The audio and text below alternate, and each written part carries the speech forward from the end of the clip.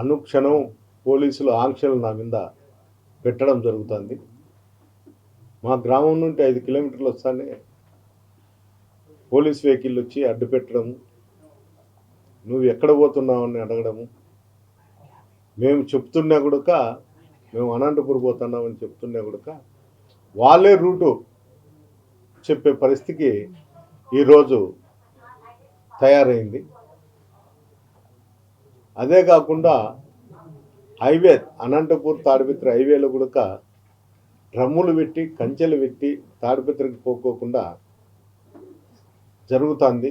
ఎంత ప్రజలకు ఎంత ఇబ్బందికరంగా ఉంటుందో ఒకసారి ఆలోచన చేయాలి ప్రభుత్వం కానీ ఎవరైనా కానీ. ముఖ్యంగా నాకు హైకోర్టు ఆర్డర్లు ఇప్పుడు కూడా పరిణామంలోకి ఉండాలి. నేను తాడిపత్రికి పోవాలంటే వీసా ఏమన్నా కావాలా, అధికారులు దానికి సపరేట్గా ఏదన్నా కానీ అప్లికేషన్ పెడితే దాని అప్లికేషన్ నేను అధికారులకు పెట్టుకుంటా. ఎందుకు చెప్తున్నా అంటే హైకోర్టు ఆర్డర్ వచ్చినా కూడా నన్ను తాడిపత్రికి పోయేదానికి అడ్డుపడుతున్నారు. నా ఆర్డరు లైవ్లో ఉన్నంత వరకు పోలీస్ అధికారులు దాన్ని అనుమతించాలా, కానీ అనుమతించడం లేదు. ముఖ్యంగా నిన్న మొన్న కూడా జరిగిన ప్రెస్ మీట్లలో జేసీ ప్రభాకర్ రెడ్డి మా కార్యకర్తలను అన్యాయంగా కేసులలో పెట్టినాడు అని చెప్తున్నారు. వాళ్ళ కార్యకర్తలు కేసులో పెట్టినప్పుడు వాళ్ళు కూడా కౌంటర్ కేసు అనేది ఉంది. దాంట్లో ఒకసారి అది ఆలోచన చేయమని అతన్ని. వన్ సైడ్ కేసులు ఎప్పుడు కూడా మా ప్రభుత్వంలో కానీ ఎప్పుడు కూడా పెట్టలేదు. తాడిపత్రిలో ఎప్పుడు కూడా కౌంటర్ కేసులతోనే జరిగింది. అతను మా మహిళలను కూడా ఇబ్బంది పెడతారని చెప్పడం జరుగుతుంది. మహిళా కౌన్సిలర్లు అనేవాళ్ళు ప్రతిరోజు యూట్యూబ్లలో వాళ్ళకుండే మహిళలు ఏం మాట్లాడుతున్నారో అందరికీ తెలుసు. అధికారం లేనప్పుడు కానీ అధికారం ఉన్నప్పుడు కానీ ఇలాంటి వాళ్ళు మీద కేసు ఉంది అంటే వాళ్ళు కూడా ఇతరులను ఎంత హింసించుంటారో ఒకసారి ఆలోచన చేయాలి. మీ వాళ్ళ మీద కేసు ఉన్నప్పుడల్లా కౌంటర్ కేసు ఉందో లేదో ప్రభాకర్ రెడ్డి గారు ఒక్కసారి నువ్వు ఆలోచన చేయి. నీ నీచమైన సంస్కృతి బయటపడదు. నేనేందో పెద్ద నేరం చేసినట్లు, ప్రతిరోజు మీ కార్యకర్తల మీద నేనేదో అక్రమ కేసులు పెట్టినట్లు, నీకు నోరు ఏది ఉంటే అది అన్ని పద్దలు లేసి అబద్ధాలు మాట్లాడేది తప్ప నిజాలు ఎప్పుడు కూడా చెప్పు. స్టేషన్లో ఉంటాయి ఎఫ్ఐఆర్లు, బోత్ సైడ్ తీసుకో. నీ కన్సర్న్లో జరిగేది కదా డిపార్ట్మెంటు, తీసుకొని ఒకసారి ఆలోచన చేయి. ఏం చెప్తాండా నేను, ఏం చేస్తాండా అని. ఎప్పుడు నీ కార్యకర్తల మీద ఉన్నప్పుడల్లా యువతల వ్యక్తులకు మీ వాళ్లకు ఎక్కడ ఘర్షణ జరిగినా ఇద్దరి మీద కేసులు ఉన్నాయి. నేను నీ మాదిరి నీచమైన సంస్కృతి నేను పాటించను. నువ్వు ఇప్పుడు వైఎస్ఆర్సీపీ కార్యకర్తలు అభిమానుల పైన ఇంటి మీద రాత్రిళ్ళు మాస్కులు వేసుకొని హెల్మెట్లు పెట్టుకొని దాడులు చేస్తాను. కేసులు కూడా లేవు చాలా దానిలో. నేను కూడా నీ మాదిరి చేస్తాను అనుకోవడం నీ భ్రమ. ఈరోజు కూడా టౌన్లో ఎంతమంది షాపులు మూసేయించినావో నువ్వు ఒక్కసారి ఆలోచించి, నువ్వన్నీ ఆలోచన చేసిన తర్వాత ఇతరుల మీద మాట్లాడేది నేర్చుకో. నా మీద బురద చల్లడము, నేనేందో పెద్ద రాక్షసుని అయినట్లు నువ్వు చెప్పడము, ఇవన్నీ అబద్ధాలు. చర్చ కూర్చుందాం. నువ్వు కూడా ఏ దానిపైన కేసులపైన చర్చ కూర్చుందామా, లేకపోతే నీ అభివృద్ధి పైన చర్చలు కూర్చుకుందామా, నేనున్నప్పుడు ఏమున్నది, నువ్వు వచ్చినాక ఏం చేసినావు అనేది కూర్చుందాం చర్చకు. అంతేగాని డెవలప్మెంట్ సైడ్ చూడి. నన్ను తాడిపత్రికి రానికూడదు, పోలీస్ అధికారులకు ప్రెజర్లు పెట్టించుకుంటా, మీ నాయకులతో ప్రెజర్లు పెట్టించుకుంటా, నన్ను తాడిపత్రికి రాకూడదు, హైకోర్టు ఆర్డర్లను కూడా ధిక్కరించే విధంగా మీ అధికారులకు నువ్వే ఆదేశిస్తావు. అనుక్షణము నేను ఏ గ్రామానికి పోయినా ఎక్కడ పోయినా కూడా నా సొంత పని మీద పోవాలన్నా కూడా పోలీస్ ఆంక్షలు ఉన్నాయి. అంటే నేనేమన్నా నక్సలైట్నా, లేకపోతే తీవ్రవాదినా, లేకపోతే ఇంకా ఏదన్నా కానీ చేయరాని నేరాలు చేసిన గజ దొంగన? నా మీద ఇన్ని ఆంక్షలు ఇంత కథ ఉండడం పోలీస్ అధికారులకు మీరు ఆలోచన చేయండి. 700 మంది పోలీసుని దించి కోర్టు ఆర్డర్ను కూడా ఒబే చేయకోకుండా నన్ను ఎక్కడికక్కడ నిలబెట్టడం మంచి పద్ధతే? దీనిపైన ప్రజలు ఏ విధంగా ఏమనుకుంటారో ఒక్కసారి మీరు ఆలోచన చేస్తే మీకే తెలుస్తుంది. అది మీ విజ్ఞతకే వదిలేస్తాను. ఏంటికంటే ఏదన్నా నేను మాట్లాడితే పై అధికారులు మాట్లాడినారంటారు. ఆ మాట్లాడడం వద్దు, మీతో నేను అనిపించుకోవడం వద్దు, ప్రజల్లోకి పంపించండి. మీకు కూడా ఎస్బీ వాళ్ళు ఉన్నారు, ఇంటెలిజెన్స్ వాళ్ళు ఉన్నారు, అందరూ ఉన్నారు, పోలీసు వ్యవస్థ పనిచేస్తుంది. ఏమనుకుంటారు మమ్మల్ని ఏమనేది ఈరోజు పోలీసు వ్యవస్థ మీద ఎంత దుర్మార్గంగా ప్రజల్లో ఏమనుకుంటారో ఒకసారి మీరు కూడా ఆలోచన చేయండి. పల్లెనిద్దరు అంటారు, అక్కడ పోతారు పోలీసు అధికారులు, మీరు చెప్పే ఉపన్యాసానికి ఎవడన్నా ఉత్సాహపడి అక్కడ జరిగే అక్రమాలకు మీ వాళ్ళకు ఎవరికైనా కంప్లైంట్ చేస్తే పై అధికారులకు, మీరు అది కింద అధికారులకు పలానోడు కంప్లైంట్ చేసినాడు చూడండి అంటే వారు ఇంకో అక్రమ కేసులు ఇరికిచ్చేదానికి తప్ప ఇది ఎలాంటి కూడా పరిగణలోకి తీసుకునే పరిస్థితి ఎక్కడా కూడా లేదు. గ్రీవెన్స్లు ఇచ్చిన లాభం లేదు, పల్లెనిద్రలలో ఇచ్చిన లాభం లేదు, ఏం లేదు. ప్రజలు కూడా ఒక ఆలోచనకు వచ్చినారు, అధికారులకు మనం ఏం చెప్పుకునే లాభం లేదు, మన వృత్తి ఏందో, మన వ్యవసాయం ఉంటే వ్యవసాయం, వ్యాపారం ఉంటే వ్యాపారం, యాది ఉంటే అది చేసుకుంటే మంచిదని ఒక ఆలోచనకే ప్రజలు వస్తున్నారు. అంటే అధికారుల మీద ఎంత మటుకు నమ్మకం ఉందో ఒక్కసారి ఆలోచన చేయండి. ఈ ప్రభుత్వంతో కానీ ఇంకోటి కానీ మీరు ఆలోచన చేసి కనీసం మాటల వాళ్ళకు న్యాయం చేయకపోయినా కూడా సామాన్యునికన్నా న్యాయం చేసేదానికి ప్రయత్నం చేయండి.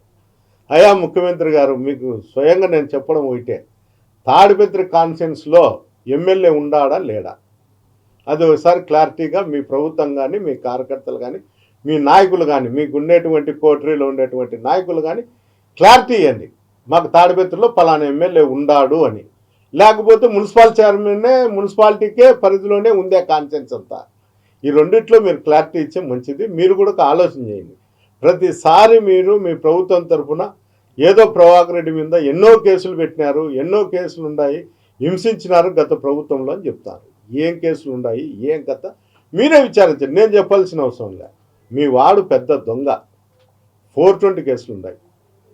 ఇవేం కాదు, పోలీసులు కూడా చీటింగ్ చేసినారు, వ్యవస్థలన్నీ చీటింగ్ చేసినాడు, అవి కేసులు ఉండేది. చెప్తానో లేకపోతే ఇంకోటి చెప్తాను, ఒకసారి సిబిఐ ఎంక్వైరీ వేయండి. లేకపోతే మీ దగ్గర ఏందో ఆ సిట్టో గిట్టో ఉంది అది కూడా వేయండి, నాకైతే అభ్యంతరం. నా మీద అయ్యండి, ఆయన మీద అయ్యండి, ఎక్కడ అక్రమాలు ఉంటే అక్కడ మీరు పరిశీలించండి. అంతేగాని అనవసరంగా అధికారులకు ఒక ఆర్డర్ ఇచ్చి హైకోర్టు ఆర్డర్లు కూడా బేఖాతరు చేయండి, నన్ను నా ఇంటికి పంపించేదానికి కూడా అడ్డుపడండి అని ముఖ్యమంత్రి గారు మీరైతే చెప్పేది. మీ ఆఫీస్ నుండి ఫోన్లు డీజీపీ గారికో ఇంకోరికో వచ్చేది చూడండి. ప్రజాపాలన ఏ విధంగా ఉంది, ఏం కథ అనేది మీరే ఆలోచన చేయండి. నేను చెప్పాల్సిన అవసరం లేదు. మీరు పెద్దోళ్ళు, 30 ఏళ్ళు 40 ఏళ్ళు రాజకీయ చరిత్ర ఉంది, అంత చరిత్ర ఉన్న వ్యక్తులు మీరు కనీసం ఆలోచన చేయండి. ఆలోచన చేసి దానిపైన మీరు ఏ నిర్ణయం తీసుకున్నా కూడా ఎవరైనా ఉంటారు. నా ఇట్లా వానికే న్యాయం జరగకపోతే, ఎక్స్ఎమ్మెల్యేకి ప్రజాప్రతినిధికి న్యాయం జరగకపోతే సామాన్యులకు ఏం న్యాయం జరుగుతుంది మీ ప్రభుత్వంలో ఒక్కసారి మీరు ఆలోచన చేస్తే మీకే తెలుస్తుంది. అంటే వాళ్ళు కవర్ చేస్తాను. నేను ఇప్పుడు కూడా చెప్తున్నా, నేను తాడిపత్రికి పోయేటప్పుడు కూడా మా కార్యకర్తలకు కానీ నాయకులకు కానీ మా ఇంటి దగ్గరకు రమ్మని కానీ మేము ఎప్పుడు కూడా చెప్పేది పరిస్థితి కూడా లేదు, చెప్పను కూడా. నేను అధికారంలో ఉన్నప్పుడు కానీ అధికారం లేనప్పుడు కానీ ఇదే పాటిస్తాను. నేను ఇంటి దగ్గర బయలుదేరినా అంటే ఎక్కడ పోతానా అనే ఆలోచన చేయరు, కానీ వెంటనే జేసీబీ ఇంటి దగ్గరికి రాండి కార్యకర్తలు నాయకులు అని చెప్తారు. మళ్ళీ అతను చెప్పేది ఏం చెప్తాడు, ప్రజలు అడ్డుకుంటాడని. నువ్వు మెసేజ్ పెట్టేది ఏంది, నీకు సంబంధించిన ప్రైవేట్ సైన్యానికో నీ కార్యకర్తలకో నీ నాయకులకో నువ్వు మెసేజ్ పెడతాడు, ప్రజలకు మెసేజ్ పెట్టడంలే. ప్రజలంతా తిరగబడండి, రోడ్ల మీద నిలబడండి, మనకు అన్యాయం చేసినాడని నువ్వు చెప్పు. ఎంత మటుకు ప్రజలు వచ్చి నన్ను అడ్డుకుంటారో, నన్ను ప్రజలు నిజంగా నీ ప్రైవేట్ సెక్యూరిటీ నీ కార్యకర్తలు కాకుండా నీ దగ్గర సంబంధించిన వ్యక్తులు కాకుండా ఎవరన్నా వచ్చి నన్ను అడ్డుకోమను, ప్రజలు సామాన్య ప్రజలు వచ్చి అడ్డుకోమను. అడ్డుకుంటే నా ఇల్లు కూడా నీకే ఇచ్చా. ఎట్లా ఆకిలిగుండేవు, రొట్టెలతో చికెన్ వాళ్ళతో టీయంగడి వాళ్ళతో అందరితో వసూలు చేసుకుంటూ బతుకుతాండవు. నేను కూడా దానంగా నీకు ఇచ్చా. ప్రజలు అడ్డుకుంటే, నీ కార్యకర్తలో నీకు సంబంధించిన గూండాలు అడ్డుకుంటేనో ఇంకోటి కాదు.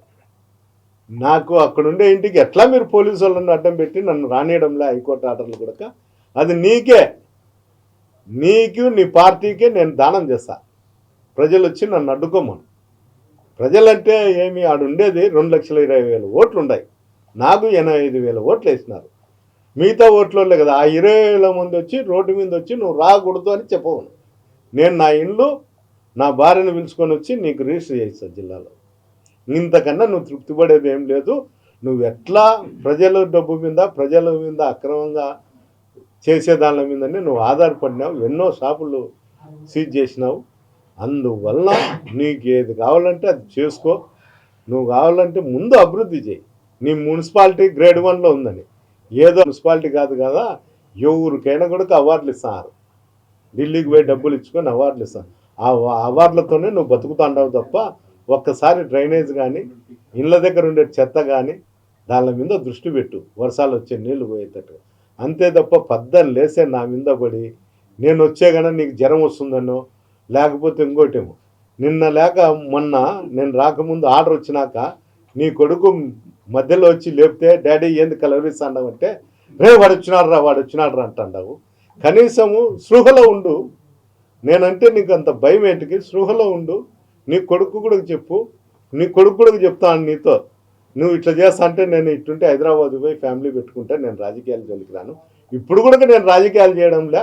ఏందో రోడ్డు ఓపెనింగ్ అంటే కత్తిరి తీసుకొని కత్తిరిస్తాండ తప్ప అధికారులను కూడా శాసించే శక్తి నాకు కోల్పోయినా అన్నీ నువ్వే చేస్తాండా నా పనులన్నీ, నేను ఉండి ఉపయోగం ఏముంది అని నీ కొడుకే నీతో మిడ్నైట్ లేపి నువ్వు ఉలిక్కి పడినప్పుడు నీళ్ళు ఇచ్చి చెప్పడం జరిగింది. కనీసం అదైనా ఆలోచన చేసుకో. నీ ఇంట్లో కూడా నీ కొడుకు ఏమని మాట్లాడుతున్నాడు ఏం కథ అనేది నీ కొడుకు దగ్గర పబ్లిక్ పోయి మాట్లాడినా కూడా నువ్వు ఓర్చవు. ఈర్ష్య దేశాలతో నువ్వు ఉండవు. నాయనా నువ్వు నా పిల్లలకు 40 ఏళ్ళ రాజకీయ భవిష్యత్తు ఉంది అనుకుంటున్నావు, కానీ నీకుండే భవిష్యత్తే నీకు లేదు. మళ్ళీ నీ కొడుకులకు 40 ఏళ్ళ రాజకీయ భవిష్యత్తు ఉండదు. తాడిపత్రి ప్రజలు అన్నీ గమనిస్తున్నారు. ఏం గమనించాలో అలాంటివన్నీ గమనిస్తానే ఉంటారు.